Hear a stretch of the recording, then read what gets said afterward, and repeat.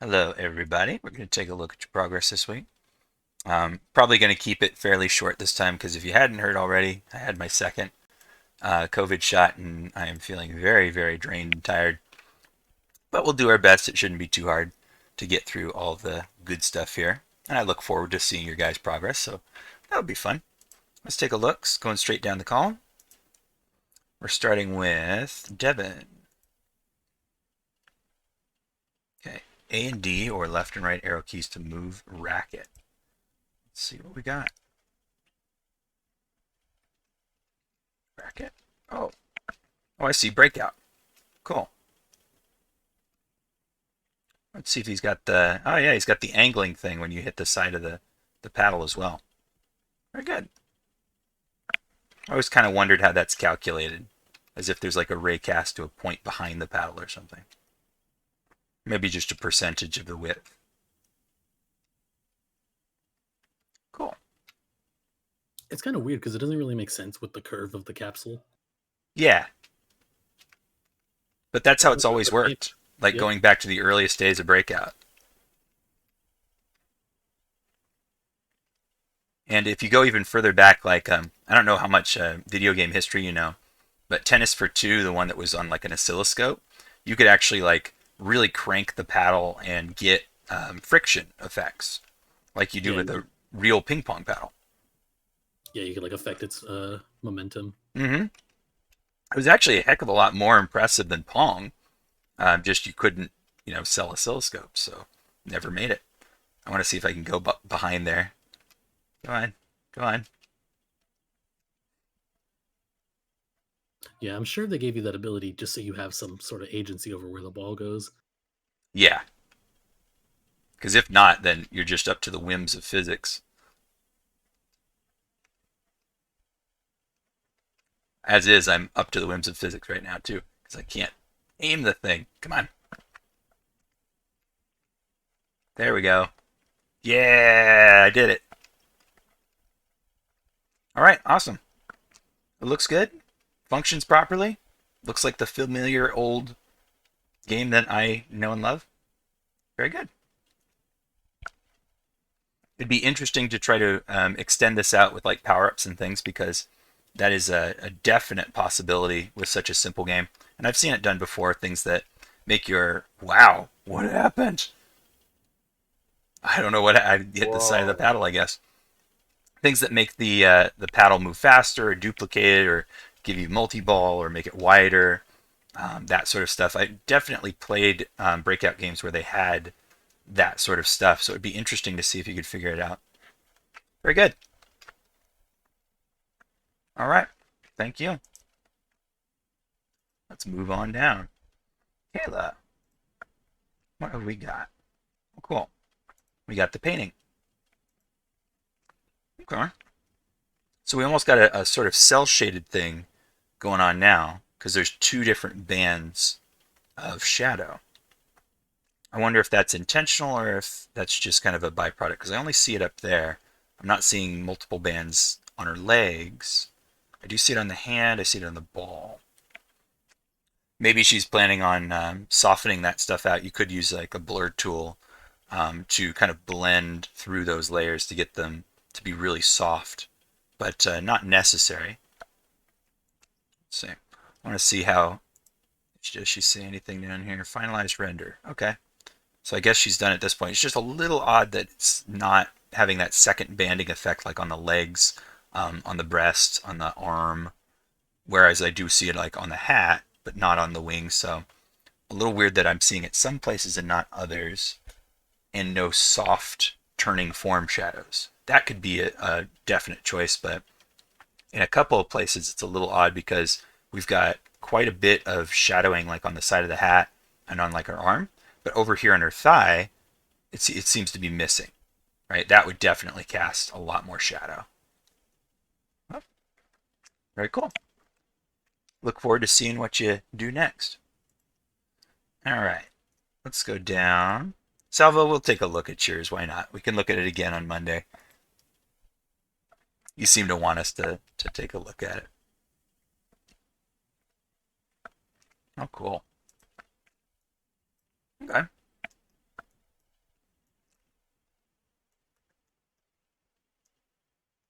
Very good. I like your bullet materials, very shiny.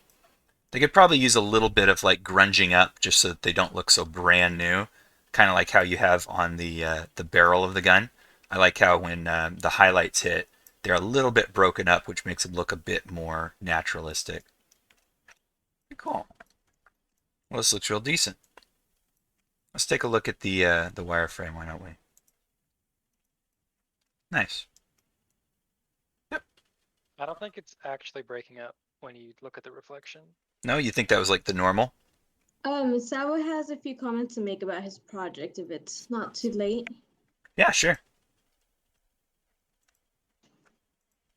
Yeah, you're right. I don't see anything on roughness, metalness, or specular.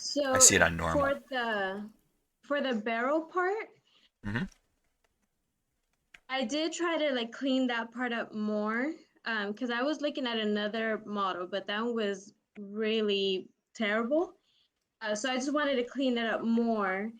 Um, Like the so I'm happy with wireframe. how it looks, but I just wanted to have it more simple and a cleaner look.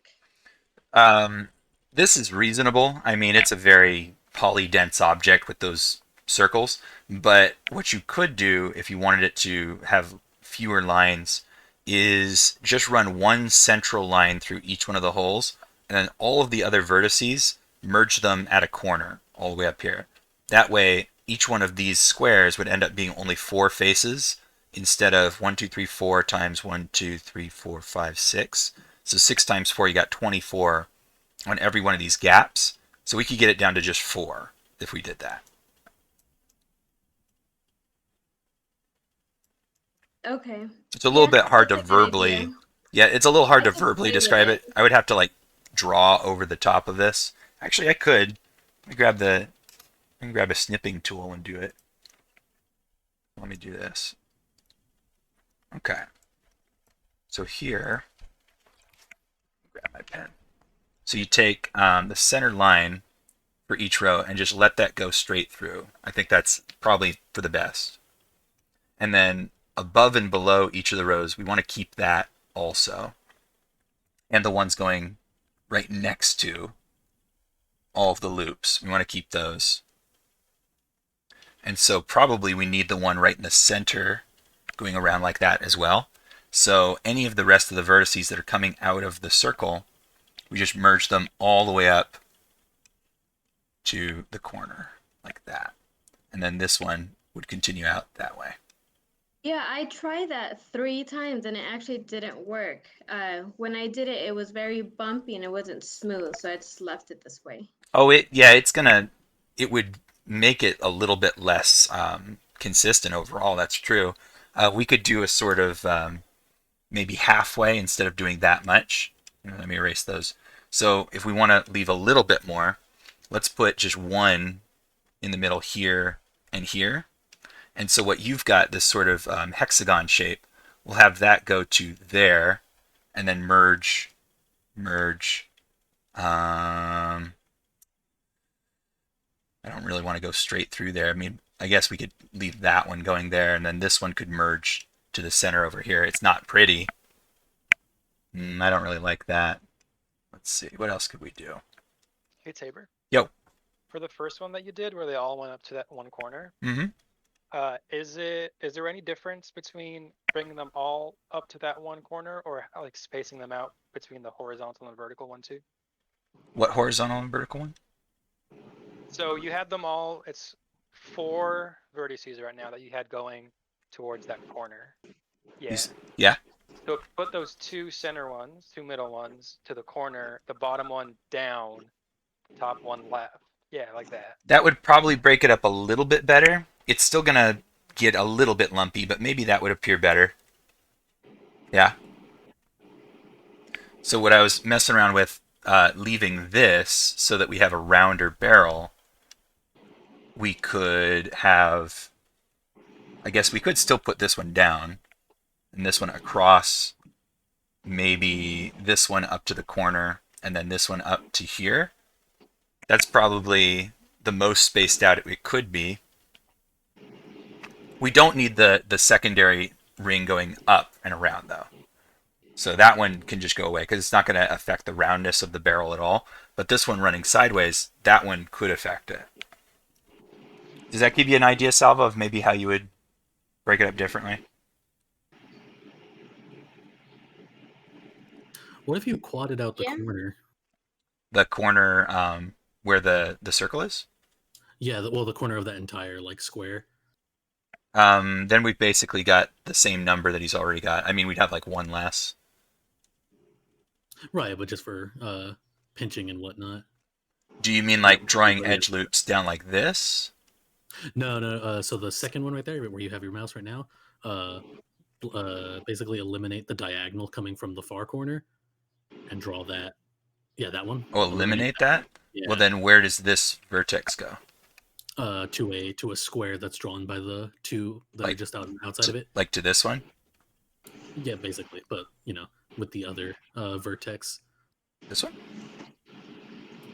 Yeah, but keep the diagonal for the one that actually goes to the circle. You mean keep this line? Not the that. outer one. This one? No, that line, but not the one that goes to the actual corner of that big square. Yeah, Oh. just that segment. Keep Oh, jeez. And I think he's talking about insetting those central ones. Yeah, basically. I'm having trouble imagining what you're saying. Like do that, Yeah. where this becomes a quad instead of a like that. Yeah, just to keep it That's from getting having so much not bad. room to manipulate, or not manipulate, but deform. Yeah, it's getting a little complicated. What you could do, like Salvo. Salvo is saying, so he noticed that everyone has their own different way of Yeah. just changing the lines, and he did try to erase some of the holes in there, but that's what made it lumpy. So for Mhm. now, he's just gonna leave it there, and he's gonna try to find a way to get rid of those, but also make it a smooth barrel. That's his ultimate goal. So he's gonna mess with it. Well, here's the thing that you got to consider. How close do you imagine your audience is going to get to this weapon? Is your audience going to look at it like this? If it'll be easier, I can upload the picture that I'm comparing it to, so you can see the comparison on where I'm getting my original idea. No, I don't need that. I understand the problem, but what you got to consider is you're maybe doing too much work because unless your audience brings their camera this closer, then we're splitting hairs. We really don't need to be making this smoother than it already is. Right? It's already very smooth. And if, as I would expect, this was in a game, we probably wouldn't get any closer than this typically. Maybe not closer than this. But it's only when we really fly in there that matters at all.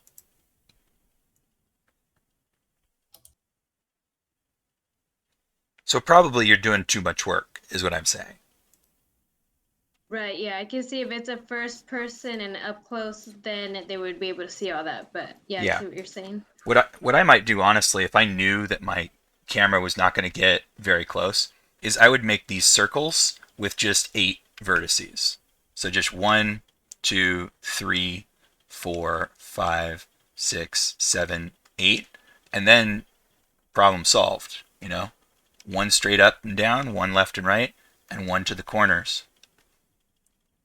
And so those holes become, 3 times less dense, but if my camera is never going to get up close to it, who cares? So that kind of breakup would stand up to scrutiny at about this distance, probably. Especially with the bevel. Yeah, I see. Let me see, like, how many divisions did you put on, like, your bullets and your rivets? So your rivets definitely have way too many. Especially in the ones that go around the circumference. There's far too many of those. But the ones that are radial, you might leave it that many, but I wouldn't go above, like, 16 typically for a rivet. I wouldn't go above 12, probably. All right, so, like, these nuts, I mean, they look fine. Yeah. So maybe reduce the number, like think a little bit more carefully about how many radial lines you want on your round things, but let the choice be based on how close you expect the camera to get. So on the really big ones like this, we obviously need more divisions, or this one. But on the smaller ones, we definitely don't need as many. Okay, Yeah. Okay. cool. Thank you. Yeah, I'm just being a perfectionist, so I just have to let it go and just leave it as it is. Yeah, it'll also speed up your work process if you can make the choice based on that, because it gives you permission to put in less detail in certain places, and that's just a natural part of doing artwork. Some places have a lot more detail, some have less, and it's a good thing to do that. All right, Robert, how's it going? It's not going super well, mainly because I had to go to Agura Hills almost every day this week, so I just Ooh, didn't have time to do a lot. okay. So How, on that one, the all the bases, not the base, all the bricks are done. mm-hmm. Those big cubes, the column bases are done, and the columns are done. Okay. Yeah, that's what I was going to ask, like how much progress this represents. Okay, so going slow at the moment, but making steady progress. Yeah, I don't have to go to Agura Hills anymore, so I'm Cool. good. And I also, after I uploaded this, I shrunk that top, very, very top piece. Mm-hmm. Yeah, it's as high as it is, but it's now thinner, like has a smaller radius. Are you gonna like put cuts in it as if there's masonry joined together or something I'd have to double check what it looks like in the, what's it called? in the reference? Reference. That's what I would expect, unless it was like poured concrete, which I kind of doubt. That there would probably be sections put together where you'd see the occasional break. It could be offset, kind of like how the bricks work down here, or it could be all in one Yeah. place. I would expect offsetting. It'll give it just a little something extra. You probably just get away with it in like a normal map as opposed to actually, thing. yeah, like dividing the geometry. I probably wouldn't do. All right, very good. Cool. Well, I'm glad you won't have to be driving way out there and wasting all that time now. It was so much, dude. Like 6 hours driving every day. Where Killing me. where is Agura? Agura Hills is like right next to Thousand Oaks, Oh, before jeez. Calabasas. Yeah. Yeah, that's quite a ways out. One says, where the decal on top of the column done? I always have trouble doing them. What? Uh, which one are you talking about? The squiggly ones or? Yeah, are we talking about these? He said decal though. I don't think we have anything like that. Or are we talking about the like the flat surfaces? How there's going to be sculptural detail, the Yeah, swirl the swirls things. thing. I cheated that one so hard. Uh, I Really? did it. Yeah, I did it in Maya. I drew out a curve Mm-hmm. for the swirl shape, Yeah. and then I just extruded a cube and finessed it. Okay. So Oh. it's just a cube that twirls in on itself. That's it. That sounds fine. I mean, the only extra step you could go beyond that is like beveling the edges and then getting rid of the faces that are touching each other and sewing them up, but it's not I really didn't do any of necessary. that. Yeah, I mean, it's easier to just not do it, but yeah. So by cheating, you just meant you went into Maya. Well, I mean, I started everything in Maya. I did the entire base in Maya, and then I brought it into ZBrush. This would have been a lot easier to do in ZBrush. Yeah, I mean, that part in particular. Yeah. I could think about another way to do that where I'd start with a flat face and draw with edge loops the pattern to get nice quad detail and then extrude it to get the thickness. That works too. That would probably work. You could, I guess, bevel the edges at that point to get kind of the little channel Mhm. in between. Then you wouldn't have the interfaces, but yeah, I mean, your way's fine too. And then there are some that you can't see super well, but they're behind the column, and it's just two of those that are stuck together. Like inside there. Yeah. So it kind of looks like an infinity symbol almost. Like Hmm. there's one swirling up from the top, and then it goes underneath and swirls. Cool. Okay. Yeah, I would say whenever push comes to shove and I have a shape that I really don't know how to do a different way, I start with a big flat single plane and use the was it the slice tool or whatever Multi-cut. multi-cut, yeah, to draw on my topology and just kind of go from there. I did an entire skull once that way. It was a really cool way to kind of approach it because it was going to be like a fresco. Yeah, I like doing that too. I'll just like delete a bunch of geometry. Yeah. And Yeah, almost like I'm imagining like I'm making a vacuum form, kind of. Like you can make simple tiki shapes like that, or small sculptural things. You sort of cut it out of the face and then wrap it around something or give it depth as a second step. All right, very cool. Let's take a look at Nathan's. Oh, I was freaking out. I'm like, wait, Yeah, what? not you. Wait, we looked at this one already, didn't we? No, let's see it again. Yeah, I don't remember if that was in a different slot. Okay, spacebar. Yep, looks like how I remember it.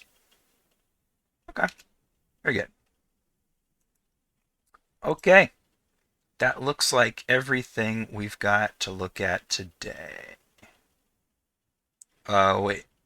Nope, there was one other. Elias. And he's still doing the drawbox stuff, I believe. Cool. So we got some leaves.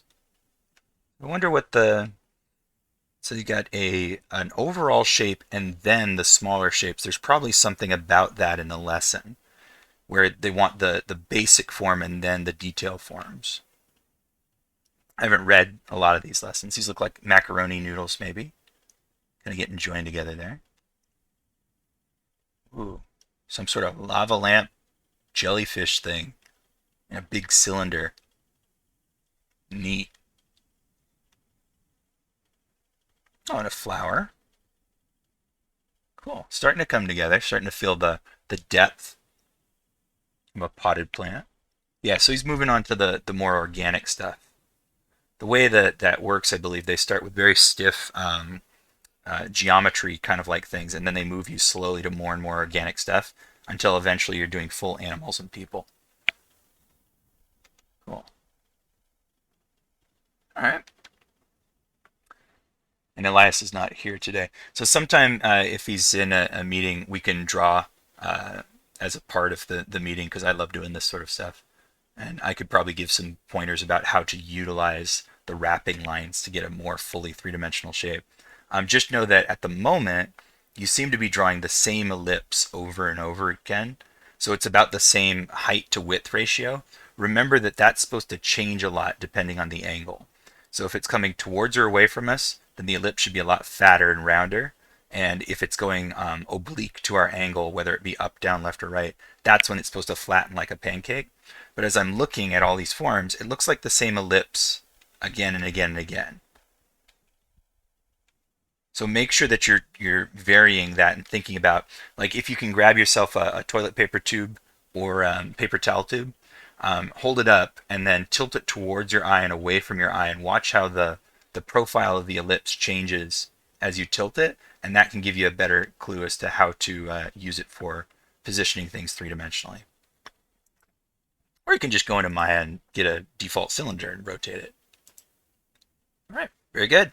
Glad you're making progress. Okay, do we have anything else we need to look at today for those of you who are in the chat? All set? Yeah. Sounds like it. All right, you guys, thank you very much. I will talk to you next week.